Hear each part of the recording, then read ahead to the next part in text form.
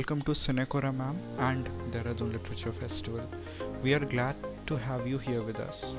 We have Miss Preeti Shenoy here, who is known for her wonderful books and her success ratio is phenomenal. But ma'am, when we consider the overall dynamics of Indian authors, then there are a very few women authors who are as influential, whose success rate is as good. Why do you think there is so much of a gender divide?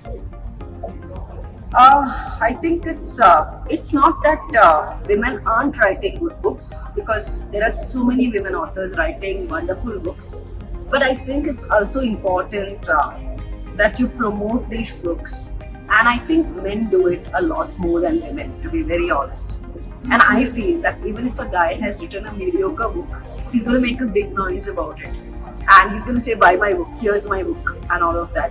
But women generally don't promote their books. So there is this notion of the society tells them, be modest. But I would say be modest. So that's your work, you put in the hard work, own your success. So that's my message.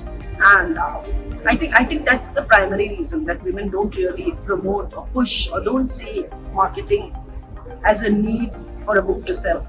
But I think in today's day and age, you do need that bit of marketing for your book to reach a lot of people. And Western authors have a great market in India. They have a great readership. But even when we consider great Indian writers who write in English, then they don't have the same impact in the Western market. Do you think this is a colonial reminiscence we are still going through? No, I don't think so, because I think if the book is relatable, people will read it. Take the highest selling author in India, and take the best-selling books in India. They're all Indian stories. They're not Western authors. The Indian books sell in India because we want to read about our people, our society, people we can relate to. So I don't think that's true that Western authors sell more than Indian authors. That's not true in India at all. In India, the book market is very different than what is in the West. Ma'am, since you have written so many bestsellers, I wanted to know that is there any particular formula for writing a bestseller, or there is some magic in the writing that a writer is blessed with? So I think for me, I'm very fortunate that so many people write to me and say that they can relate to my characters. They find some value in my books. So they say that, this book changed my life. When I read this book, I found myself. This book gave me courage when I was in a very dark place.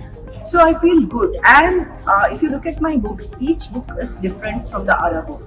For example, I have written an 82-year-old man in 100 Little Flames, Gopal Shankar, a very unusual protagonist.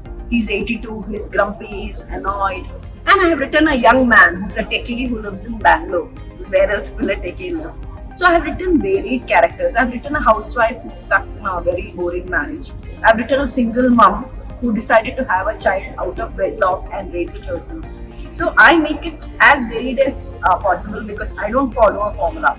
Because I feel if you follow a formula, it's going to become repetitive. You're going to rehash the same content. So I try to make my books as different as possible, but I keep my books very real, and so that people can relate to them. And I'm glad that I've succeeded in that.